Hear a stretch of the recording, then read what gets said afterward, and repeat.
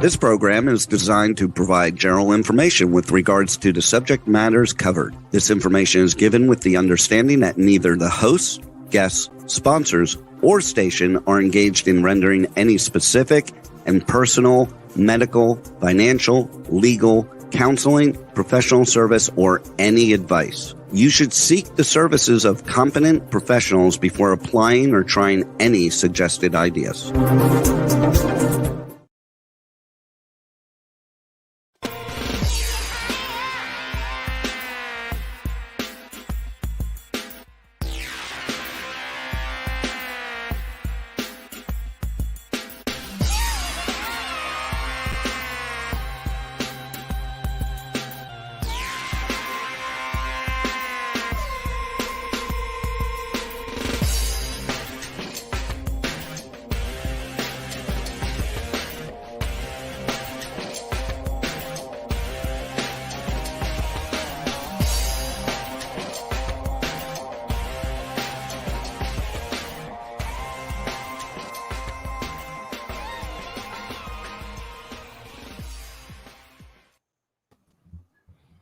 Hey there, it's Brian Sebastian, movie reviews and more.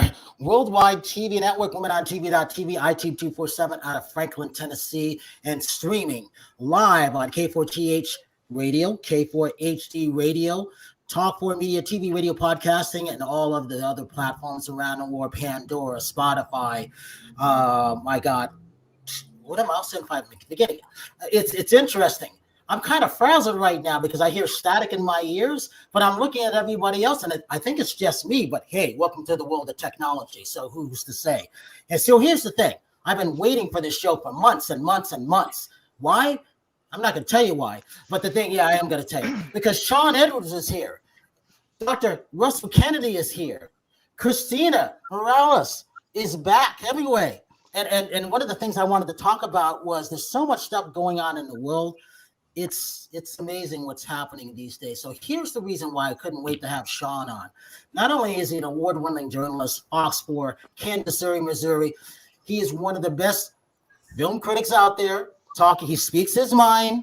He doesn't really care what you may think sometimes, but you know what? There's a reason why he is one of the best out there. And this guy's interviewed everybody. So award-winning journalist, TV writer, producer, all the other things out there, African-American film critics, Critics' Choice, all of these things. And he's got some news coming up December 6th, the one and only Shawn Edwards. Shawn, I'm glad to get you here finally on our live movie reviews and more show.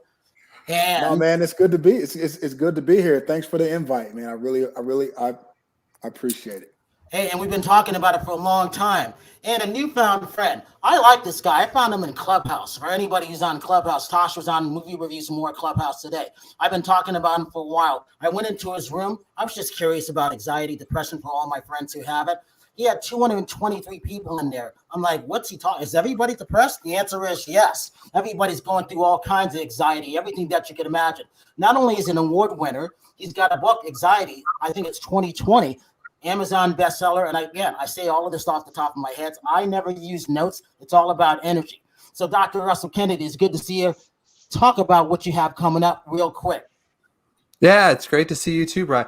I'm an anxiety expert. I go on Clubhouse. I just produced a book called Anxiety RX. It's out on audiobook and in print.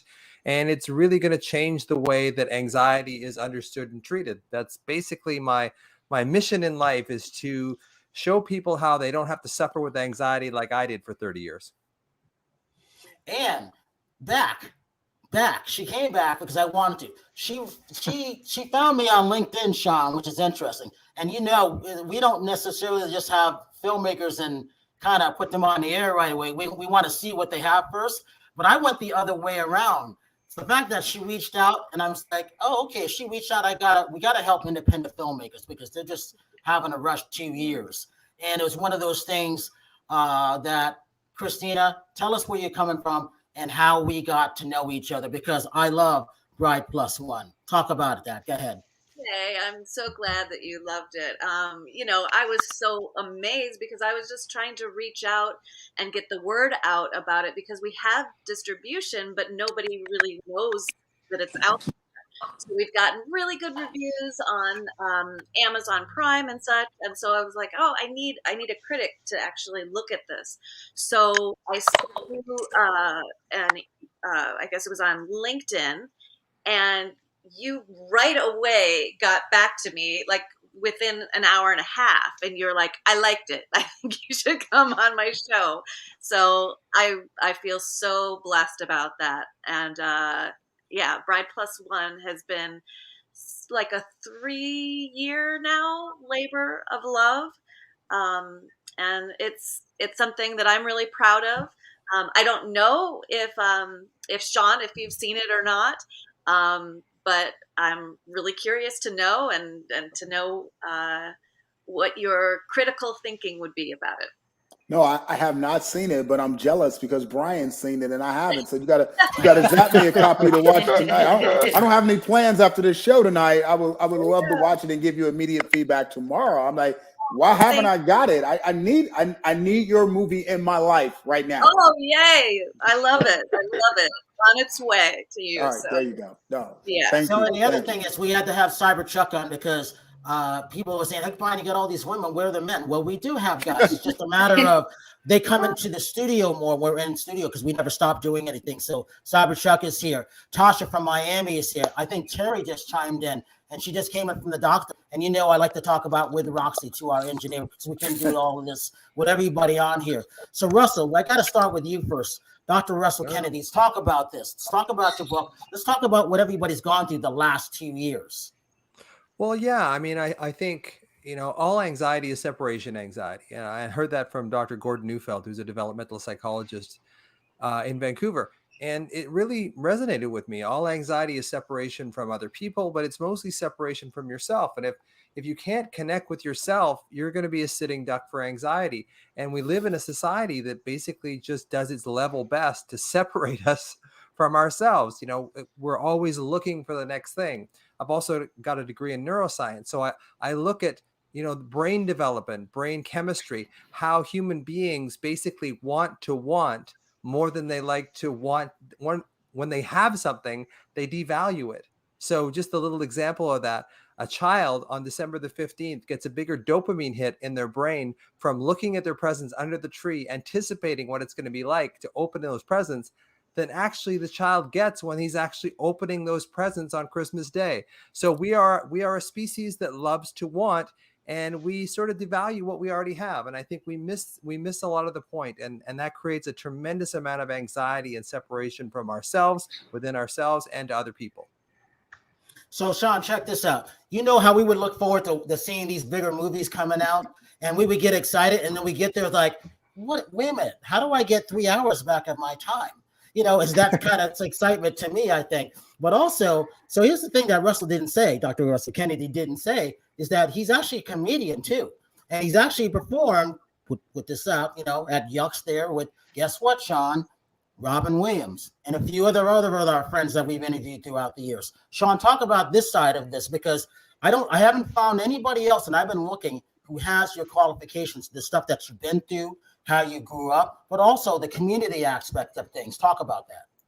Well, like Dr. Kennedy just mentioned, since the pandemic's been going on, that whole community aspect of everything we do in life is gone. And if you are a fan of movies, if you're a lover of cinema, if you like film, the thing that makes that experience so special is the communal environment. And that's basically been missing from that experience the past 18 months. I mean, there's been a lot of talk about, are movies coming back? Are movies back? Will people go back to the movie theater? Or multiplex is dead? And yeah, that all took a big hit during the pandemic. And I think what a lot of people realize is that we've had more access to content than ever before, but it just doesn't feel the same because we can't experience any of it in a communal environment. So not watching movies in a communal environment, I think, has really been a detriment to the industry, because movies are designed to watch with someone to your left and someone to your right, and with your family, with friends, with strangers. So you experience the same thing at the same time. And that's been missing. And I think that's led to a huge chunk of why people are depressed. Remember, movies are are a form of escapism, and people would go to the movies to, when they were happy, when they were sad, it was a family event, a dating outing, and all that's been missing since the pandemic. So the industry's taken a big hit, and I'm not quite sure what the future's like. A lot of people have gotten used to streaming. It's not as satisfying, but that theatrical experience has definitely taken a hit, and I think we're all the worse for it. Yeah, So I jump Simon, in there quickly too, just to say the comedy clubs are exactly the same. Yes. It depends on, the best comedy clubs have low roofs and people packed tightly together because comedy, that laughter, that response goes through our nervous systems and it relaxes all of us. And now we have comedy shows and basically people are like 8 feet apart and it's just not the same. And we don't get that same level of connection. And I think from a neuroscience point of view, that makes sense because we don't have that sort of feeling that we have this nervous system, what is it, like accentuation or this grooving together. All our nervous systems kind of form together, and we don't get that when we're separated this like 8 feet apart. Yeah, I agree. There's something about when you're watching a horror movie and there's this simultaneous scream with 200 people all screaming at the same time, or if you're on a date, jumping into your date's lap because you're scared to death, or a funny joke that lands and hearing 100, 200, 300, 400 people all laugh at the same time, or watching a sad movie and being around 100 people all tear it up at the same time, and holding a stranger's hand because you can't believe what just happened. I mean, I think all that adds to our human psyche, and it's what we need. It's what drives us as people. It helps us to cope with, movies help us cope with other situations in life. And when that's missing, I think society is the worst for it. hey, Chuck and Christina, I'm going to go for you in a minute. But Shawn, give them a little bit more background of what you do, what you started, and how you got in, because you got a fascinating background. And you've also done some films, Christina. He's done some films out there. Yeah. Talk about the films that you've won things for. Well, I'll make it quick. I got into this because, like most people, you do what your parents do. And so my mom was a lover of movies. When I was a kid, we went to the movies every weekend. I was fascinated by what I saw. And, I just turned to her one day and said, wow, I really love movies. How do people make movies? And my mom was a teacher. So any kid who has a parent as a teacher knows she was not going to give me the answer, but instead took me to the library where I went and checked out a bunch of books on how you make movies, then started making movies myself, went to college, made movies, went to the same college as Spike Lee, watched all his student films, thought he was like the coolest dude on the planet, made my own films, minored in journalism because you never know where your career path will take you.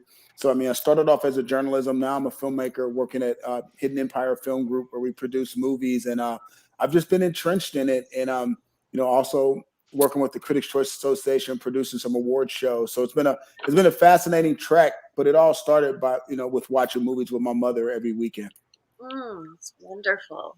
Yeah. Christina, you can relate to that from the woman's point of view, right? What's that? I said you can relate from the woman's point of view, right? Oh, just making it happen by yourself. Yeah, absolutely. For me, it was, when I was little, just seeing those characters up on the screen and thinking that they were making those things happen. And at first, I wanted to be an actress because I thought those people were making things happen. And then after I started acting, I realized that, that I felt more like a prop. And so that's when I got into writing and directing because I was creating those things. That's my passion, is creating. In Bride Plus One, I happen to be in front of the camera as well, but my true passion is the creation. And I have a question for is it Dr. Russell? Is that how we address it? Most people call me Dr. Russ, so that would be fine. Yeah. Yeah. I'm really curious about this because this is something that I've thought of, that, we don't have the movie theaters as much right now. And from a neurological standpoint, when you're looking up on the screen, do you access more of your subconscious brain when your eyes are rolled up? I've heard something about that, and I'm really curious because the way I've thought about it is, if that's true, then I, as a filmmaker, have a real responsibility to make sure that I'm putting positive things in there for Sure. people's psyche. Yeah, well, we have two types of vision as human beings, right? We have narrow angle vision and we have wide angle vision, like a panoramic vision.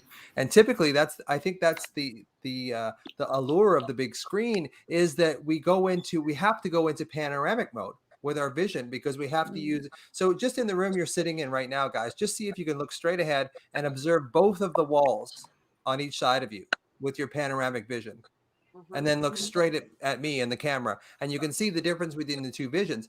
And there is something about that panoramic vision that is really relaxing, which is why we like going to the beach and looking out over, an expanse of water, because it does bring in that panoramic view. But it's very interesting you say, like, do you access more of your emotional, the limbic brain, the emotional brain with panoramic vision? I think you probably do. I mean, there's no studies on it, of course, but I would think that because 70% of your brain is devoted to your visual system, if you get the widest possible view with the biggest possible, things up on screen, it's going to affect you more emotionally. Like if you see a movie on your phone as opposed to watching it on the big screen, it's a totally different experience. Exactly.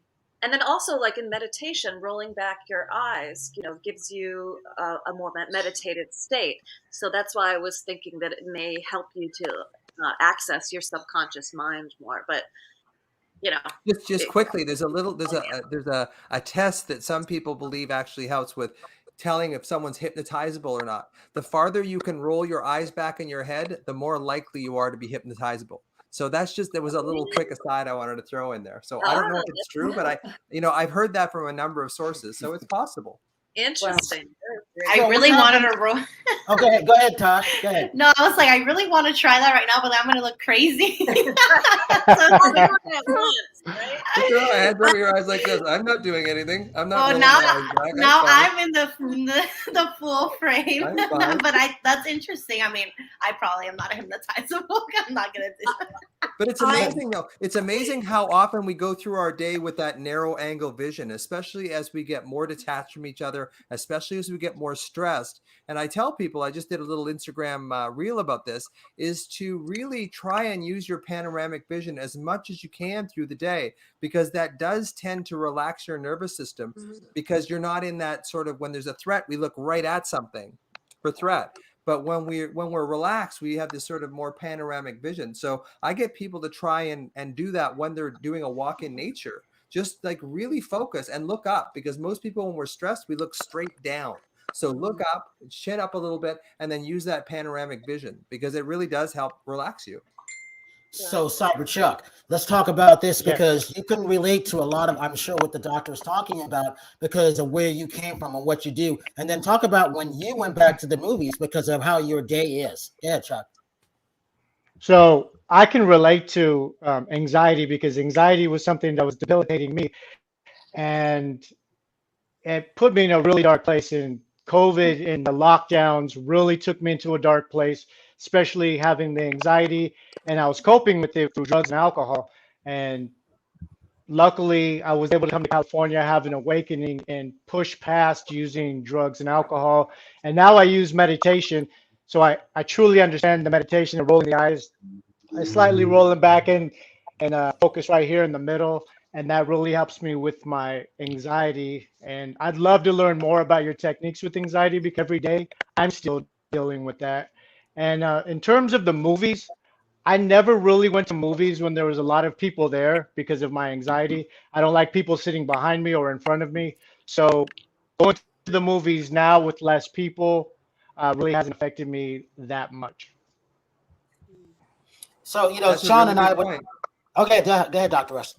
No, it's a really good point. That, a lot of people, the more we get separated from each other, the more likely we're going to continue to be separate. So it's going to be interesting to see, once this pandemic ends, and it will end. All the pandemics through history have ended, but how quickly we're going to rebound from this. And if there is going to be this sort of, heart opening for a lot of us, because we have been so starved for human connection, even just walking in the mall and connecting to people. I wonder, and I hope there's going to be this rebound that people want to be together after we get kind of through this. Hey, Tosh, talk about you being locked down. Go ahead. Well, that was a rough one, because I ended up getting COVID, and I had to quarantine myself because I live with my grandma and my mom, and I've never been in that situation where I'm literally like, I felt like I was locked up. I couldn't leave the room. They would leave the food out by the door. And, at first I didn't think that it was going to affect me so much. And I had a lot of anxiety that I never knew that I had. It was the first time I ever dealt with anxiety, and I thought I was having like I couldn't breathe. I felt like I was like, oh my God, like is it COVID or is it me? Like just like thinking that I can't breathe. So it was a rough time. Those 2 weeks. Brian helped me a lot with telling me to watch like a meditation and do and look into like Buddhism, which helped me a lot to kind of clear my head and kind of just calm down and be like, you're okay, you're gonna get out of this. Like you just need to like, kind of occupy your mind. So that was a rough time for me. Hey Terry, I'm gonna go to you in a minute. So Shawn, what happened was I was giving her homework of movies to watch because I wanted her to be inspired. So, and then, Dr. Kennedy, the other thing was, what happens to those movie critics when we walk in? We're excited to see a movie back in the day, only a couple of years ago. Yeah. And we would just roll our eyes on, what am I seeing? What do you call that? Well, there is this issue with dopamine, right? Like I don't want people to tell me that the movie's going to be great, because me either. I build up this expectation. And then what happens is you get this dopamine kind of dysfunction where you believe something's going to be great. And even if something was good, you're likely to kind of view it really negatively because your dopamine works up and it anticipates this great movie. And then you have this expectation that it's going to be great. And if it falls below that expectation, we get a dopamine drop, which means and then we look at things really negatively. So, it's really trying to understand that dopamine is really a chemical in our brains that is more for anticipation and motivation than it actually is for reward. So then I just have to say that my movie is terrible. Okay, there you go. See, there you go. There you go. My movie is terrible. It sucks. But we've all done that. We've all thought something was going to be bad, and you go in there and it's sort of borderline good, and so you think it's great. And then you go in there thinking it's going to be a great movie, and you go, well, that was just not as good as I thought, So there's really, like, we are these neurologically wired creatures that put in all our stories on top of it. And I think movie makers are sensitive. I think that artists are sensitive, and they're much more likely to suffer from anxiety because of that sensitivity. And they're much more likely to feel pain when they don't have that connection to other people than, say, the general population, whoever they are. Terry, I'm coming to you in a minute. But Shawn, so you and I were talking about this, going to the theaters. I mean, the business was relying and waiting for and saying everybody's coming back the month of October. You and I are disagreeing on that, aren't we? People aren't going back to the theater. I don't care what they say. I'm seeing empty spots, except for James Bond. Well, even James Bond had empty spots. No, we're not. Well, here's the dirty little secret that the movie industry doesn't really talk about all that often. The theatrical experience was in trouble before the pandemic. If anybody's being honest, they will admit that there was a decline in movie going before the pandemic hit. The pandemic just exacerbated everything. It's just like, oh wow, yeah, no one's going. But no, people are slow to return, particularly older people, which makes sense because the conditions just aren't right, and they're more susceptible to the coronavirus.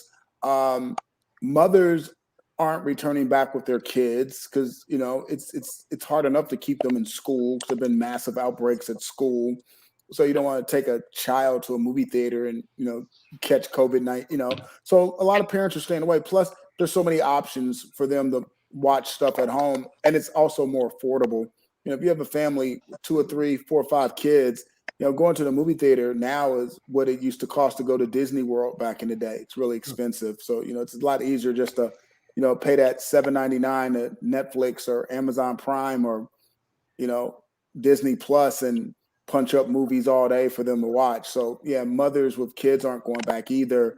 A lot of African Americans and Hispanics aren't going back either, for various reasons. So there's a lot of the demographic pie that are not going back to the movies, and box office is down overall, and excitement's down. A lot of movies have gotten pushed around. People can't keep up with the release dates, and there's so many different platforms. Nobody know what's showing where. You used to could talk to a group of friends or coworkers or at events and say, I saw such and such, and everybody would be like, oh, okay, I'm going to go watch that, and you knew exactly where to go see it.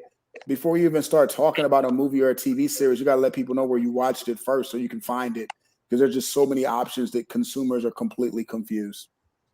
Exactly. Terry, I know you had a lot to say about anxiety and depression and things like that. Nonstop, it's good to see you here. You had a rough day. Go ahead. Yeah, I mean, I wasn't feeling that great earlier today, so I had a doctor's appointment, but I'm going to be okay. So that's why I have like no makeup on and joining like this. But I just wanted to add something. And I think, Brian, you know this. I mean, my degree is in psychology, and I actually worked at the Meadows for 5 years in Wickenburg, Arizona, with trauma and addiction and all that. So I'm have a lot of knowledge in that area, dealing with trauma, abuse, drug addiction, and alcohol addiction. So it's kind of crazy, because I think there was people out there already who are dealing with anxiety and depression. And then going into the pandemic, it just escalated it. Myself, I also wasn't a victim of abuse. My ex-husband almost killed me. That's a whole different show. So I suffer from PDS, post-traumatic stress disorder. So I deal with that mostly by working out, going to the gym, having the right diet. I do better than taking, than taking medication. It works better for me. But I noticed when the pandemic hit, my anxiety went up. As soon as everybody was walking around with a mask on, I couldn't see people's faces. And I don't know if that's from my post-traumatic stress disorder, just from the anxiety or other things that I've dealt with, then shutting the gym down. But still now, and I know we need to wear them, but the mask thing, not being able to see people's faces and the perception, I guess it's coming from perception, has really affected me. So I just wanted to know what your opinion was, Dr. Kennedy, on that. If you have seen other people that have dealt with that kind of anxiety, just based on maybe not the human connection with the mask. Yeah, I mean, starting with the mask, it is one of those things. Like there's a situation that happens in the brain called prosopagnosia, which basically means you can't recognize faces, and those people have a really difficult time with stress, because even when we're younger, when we're babies, we're neurologically wired to look at our mother's face. Like that's what we're wired for. And that's what soothes us, is being able to look at faces and connect with that. And the other thing on top of that mask thing is that we get reminded every time we see somebody with a mask that we're in this kind of pandemic. We're in this place that we have to be separate. So it sort of adds insult to injury in a lot of ways. So a lot of people look at that mask like it really is, it's just another method of separation, which is basically what happens, and that's all anxiety is separation anxiety. And now we're experiencing that in such a deep, physical way, when we're hiding our faces from people all the time. And it is a really difficult situation. And I have my personal feeling about anxiety is it's typically, childhood trauma that was unresolved, that gets stuffed down into our body. And then to heal that, to make it feel better, that's how addictions start, because basically addicts aren't doing it to get high. They're basically doing it to try and assuage the pain of their childhood wounds, typically. So my issue, and what I wrote the book about, is my own issue growing up with a schizophrenic and bipolar father, and having all that alarm stuck in my body. And of course, what we're going to do is we're going to stay in our heads. We're going to ruminate. We're going to make up worries, because that keeps us out of this pain that we've stuffed in our body. But until we actually go back into the body and allow ourselves to feel that pain and process it, we never actually heal from it. And we're always trying to use cognitive means like cognitive behavioral therapy. You're trying to fix a feeling issue with a cognitive solution, and it just doesn't work. And that's why I wrote the book, because we have to feel it before we can heal it. We got to be able to go in, feel our own bodies, connect to our own bodies, and sort of get out of our heads. I think Tash, were you saying earlier on, it's hard to get, what do you do when you're anxious? And I just tell people, go into your body, like put your hand over your chest, try and focus on sensation of just your own compassionate touch. And then focus on your breath. Like the more energy you can focus on sensation in your body, the less energy is left over to fuel those negative, like regurgitant thoughts that just keep going. So it's really, my book is really about how I healed from 30 years of anxiety, taking every type of therapy, psychotherapy, CBT, all that kind of stuff that helped for a short term, but it didn't help. It didn't heal the problem. It helped me deal with it, but it didn't heal the problem until I went into my body and healed it from there. Yep, and it's another thing that we used to talk about at the Meadows is trauma bonds. People don't realize there's trauma from past relationships. There's trauma from your childhood. Trauma can come from everywhere, and then people get bonded to that trauma, and then they try to heal it, and they don't realize that they put themselves in that situation again over and over and over again. I'm guilty of it, and I'm educated in this area, and sometimes I gotta go back. Okay, I'm like bonding to trauma that happened to me a while back, and I'm putting myself in this situation. And it's weird because sometimes you know this stuff, but you still do it. But you have to take a step back. Does that make any sense? Oh, totally. I mean, we have the conscious mind that's aware, and then we have the unconscious mind where all these programs are stored.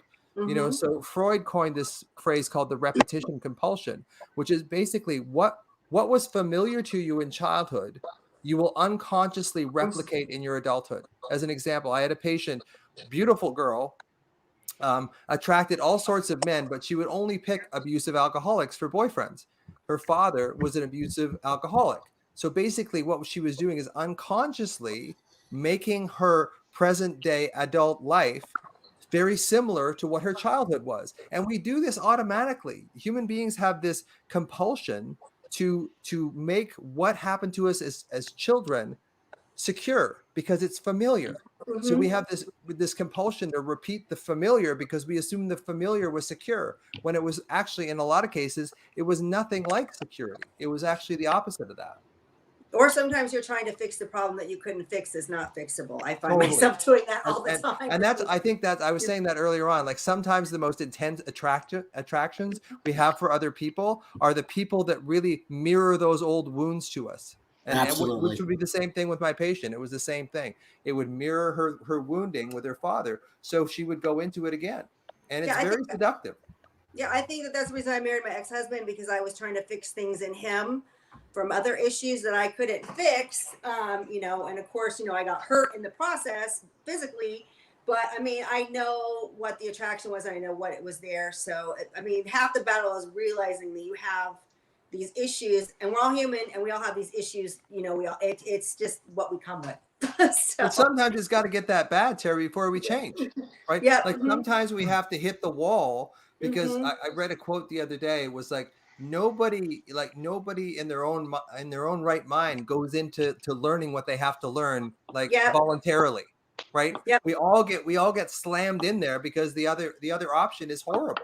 Yeah, I have a saying, and I've always said that everybody at some point God slaps them across the room, like slaps their ass and wakes them up, because everybody's got a lesson in this life to learn. No matter who you are, how much money you make, doesn't matter. You have a lesson to learn. So that's kind of where Bill Burr says that too. Bill Burr says, like everybody's mouthy until someone smacks you in the face. Right. Yep, like that's kind of like the wake up call. So yeah, it's totally that. It's things have to get to a certain level of horribleness before we do anything about it. But that's just the human condition, really.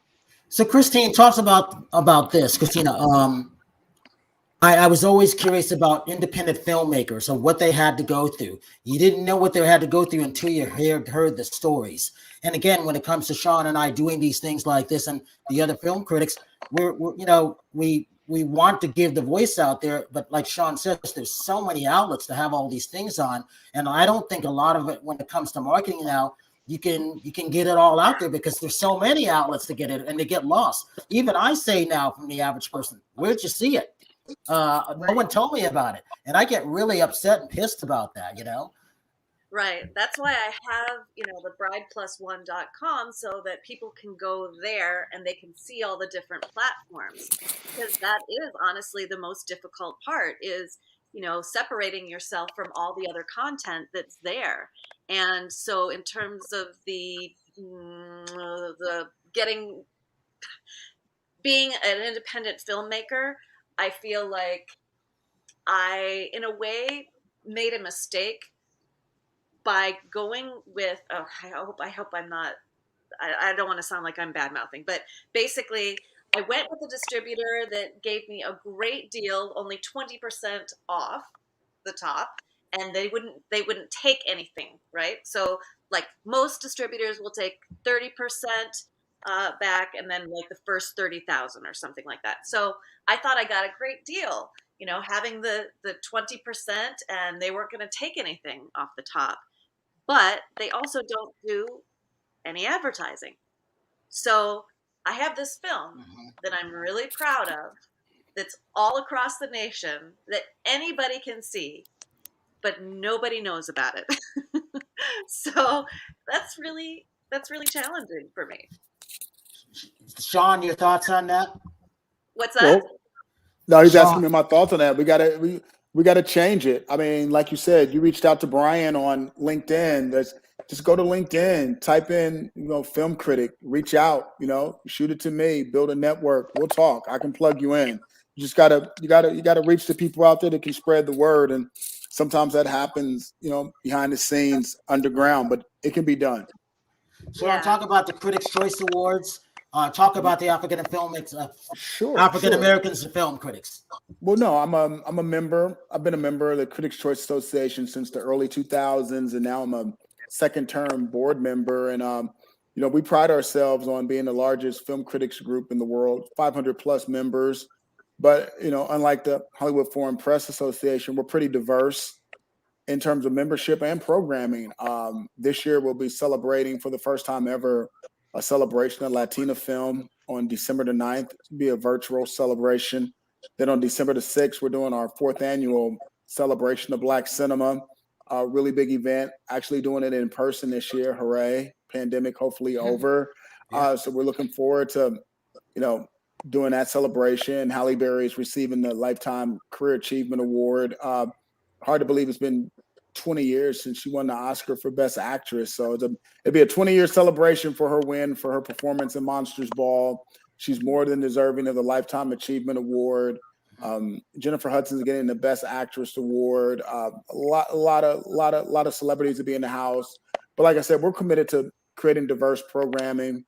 We have been. We weren't forced to do it. It's something we did on our own, and we're really excited about it. It's something that I created back in the day, and I've been pushing the history and celebrating Black film for a long time. I created my first documentary on the history of Black film way back in 2007.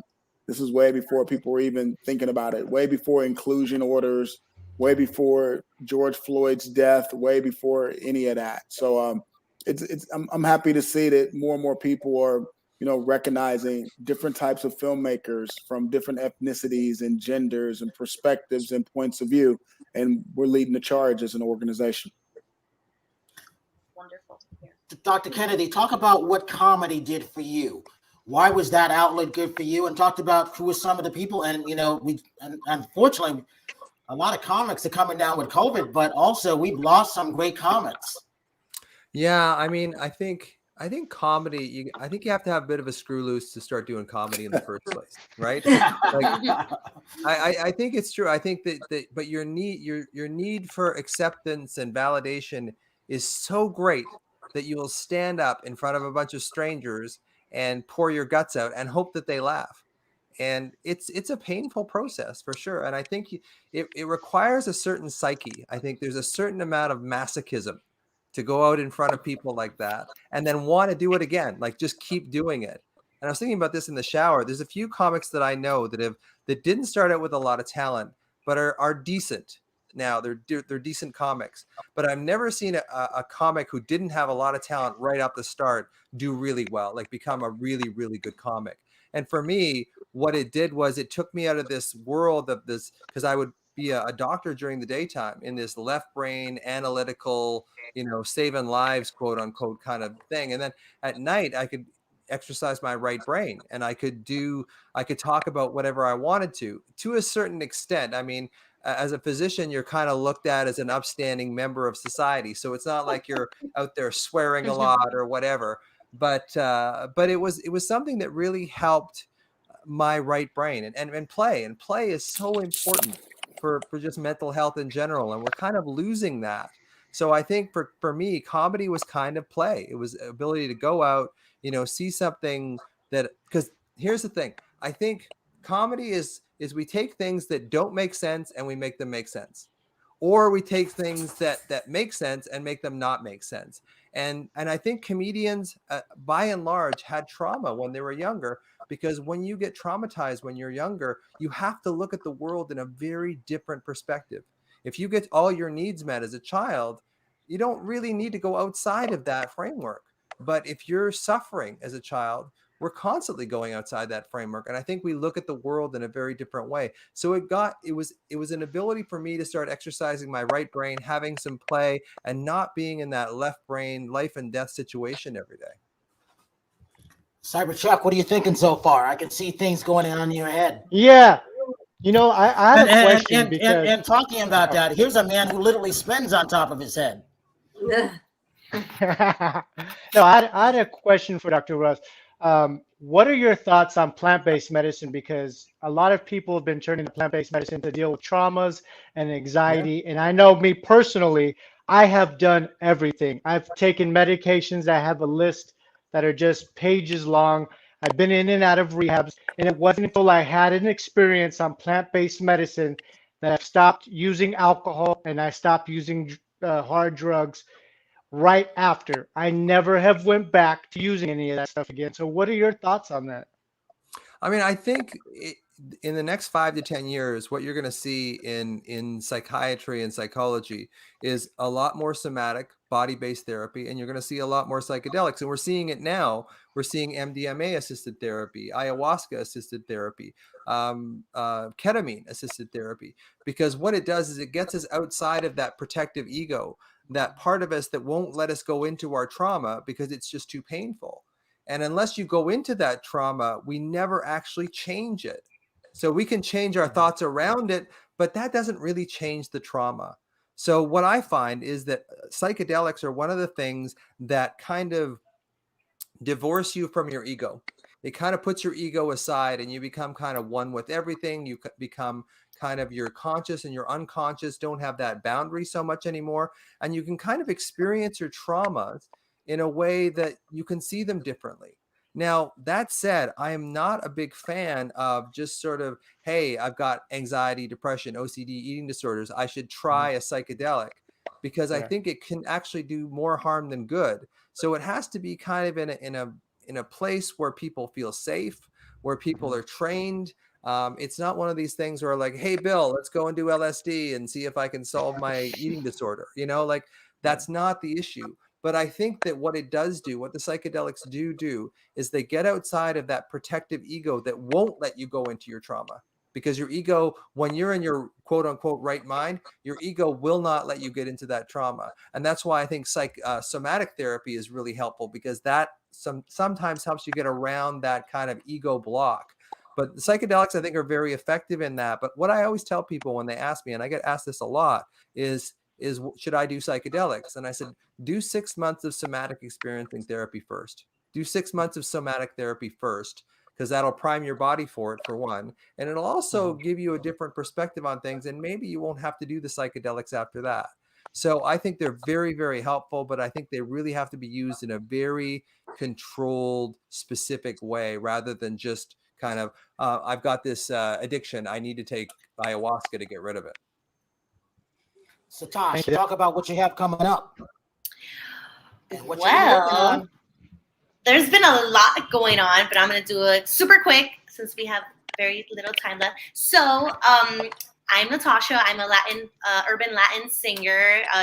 Recently started about a year and a half ago. And the greatest thing that happened to me. And you just found out that you're probably related to Christina. Yeah. we actually might be like third cousins. Because we're both from Venezuela, and we both look super cute and curly hair and all that stuff. But so I have such important news. This past Sunday, I got my first TV interview that aired about my music video, about my music and everything. And going back to what Christina was saying, like I'm a I'm an artist that does everything. I don't have a team. You know, I do social media, I do advertising, I do everything. So it is challenging when you don't have a group of people helping you get your stuff out there. And I just want to tell you, Christina, that just continue being persistent, because I've been super persistent this whole past week, and I landed myself a TV interview with Mega TV, which is a huge Spanish channel station in Florida, Puerto Rico. And I was so proud, and everything just starts rolling off that. You know, once you start seeing that all of your hard work and your dedication to your passion, like, people will start seeing that and will want to, you know, talk to you about it and share that same excitement. So I just wanted to say that. I hope you'll be in my next movie. Oh my God. Yeah, we gotta collaborate. We're gonna chat. We're gonna chat after this, because I really want to get to know you a lot more, since we might be related as well. Yeah. So Shawn and Dr. Kennedy, about this is that one of the reasons why I'm really happy with Tosh, because she came from one of my friends, just to do an interview, and I said I need someone to upload my shows. I don't have time to do all this stuff. So Shawn, Dr. Kennedy, she sees everything that we're doing through the back end. Once she saw all the numbers going up, she started saying, her head started rolling, Tosh, and she started seeing what was going on, because we only go by views. We don't go by followers. You can always unfollow someone. We don't go by likes. You can always unlike something. And we definitely don't go by subscribers, because you can always unsubscribe. What do I always say, Tosh? You can't unview or view, right? Mm-hmm. That's why you're doing well. And I couldn't be happier for, because I want everybody who comes on the show, our job is to make you better. Hopefully, you know, leave you with those, you know, those experiences, and that you meet people like, you know, your future sister right there, you know, you're related to now. All right, Christina, go ahead. What do you want? What do you want to hear about? Okay, what do you got coming up between now and the end of the year, and social media links? So social media, we've got Bread Plus One is where you can see all of the different platforms, and then Dancing Star Productions is my production company, and so you can see what we have in development there. And then we have Dancing Star Creative Academy. So if you want to learn how to make your own films, you can do that with us. Oh, and ChristinaMoralesHemenway.com too. Yeah, if you want to know about all the other stuff that I do in my spare time. Okay, Cyber Chuck, go ahead. From here into the end of the year, we're just pushing the Team Cyber Yoga movement, just daily, just motivating and inspiring, and we're trying to grow the team and grow people that like the movement and create a safe place for people to come and talk. So we're probably moving over to Clubhouse to have chats and talks where people can come in and just, you know, have a safe place to come and to share whatever's going on with them and to support one another, because we feel that community is important. And through everything that's been going on, our little community that we've created has been so important, and we inspire and motivate each other daily. And you can find me at CyberChuck 2.0 and at Team Cyber Yoga on all the platforms. And he literally, there's a great photo of him standing on top of his head. Him and his brother, friend Lamont Good. That's why I like them, because they do some weird stuff, some wild stuff. Dr. Kennedy, go for it. What do you got coming up between now and the end of the year? And talk about your Clubhouse. Clubhouse every Sunday, 12 noon Pacific time. I take all comers, all questions about anxiety. I try and give people the information that they need, as opposed to the information that's kind of out there in traditional medicine and psychiatry, which I don't believe works that well. My book is Anxiety RX. It's available on audiobook. I narrated it. I'm a stand-up comedian as well as a doctor, so I like putting some entertainment in the book as well, and it's informative, and it's going to change the way that anxiety is understood and treated. It's not just another anxiety book. It's endorsed by Dr. Nicole LaPera, who has 4 million followers on Instagram, and it's just a great book. It gives you a different framework and a different way to heal than you've ever seen, because I had 30 years of anxiety. I wasn't healing with traditional medicine, and I needed something different, so I had to heal myself. Thanks, Shawn. And best-selling Amazon author. Thanks, everybody. Nonstop, go for it. Oh, okay. Well, I just wanted to say something just to everybody out there, because I've been having to fight with personal demons the last 6 months, and it's okay. And maybe I'm a little bit behind on stuff because of that, but I'm pushing forward. So sometimes you need to maybe take a step back and heal yourself. It's okay. And it's okay to feel pain, and it's okay to hurt. We're all human, but looking forward, I'm working on artwork right now. I'm starting to draw. I'm working on some NFTs. I'm in a music video for Wicked Kid Star, that's coming out in the beginning of the year. I'm gonna try to start competing again. I've been with Brian over 6 years doing entertainment hosting. So I'm glad that this COVID thing is hopefully almost past us. And Brian knows I'm dedicated. I am feeling like crap today. I'm not feeling very well, but I'm here. So that's okay. You made it. And I have to always say that she has over 3 million views and counting still, just by being on our shows. But my message is that we're all human. We all go through times that are harder, and it's okay. Just get up tomorrow and try to be a better person and learn from it. That's my message for today for anybody who's feeling down. Because I know sometimes people watch these shows and see all these things that people are doing, and then they feel insecure about themselves. But like, we all go through this. And I just think it's really important to stress that even when we're successful, there's times that we feel pain. And I mean that with all my heart. Just don't ever give up. And my social media is Terry Marie Official. I'm sorry, that's my website. And then Nonstop Terry Marie on all other platforms. So, Shawn, you get the last word. Go for it. Just want to say thanks for having me on the show. Critics' Choice on all platforms. That's Critics' Choice on all platforms. Hope everyone watches the big show on January 9th. Celebration of Black Cinema, December the 6th. Celebration of Latina Cinema, December the 9th. Keep watching movies. Let's talk about them. It's always fun. And I want to thank everybody for coming on for Talk 4 Media, K4HD Radio, iHeart, Pandora, Spotify, all the platforms around the world. And I have to say this. Thank you for everybody for coming on, because I have to always say this. Have a good night tonight, a better day tomorrow. If you see someone without a smile, please give them one of yours, because the world needs it. I'm Brian Sebastian. This is Movie Reviews and More, and we will see you next week.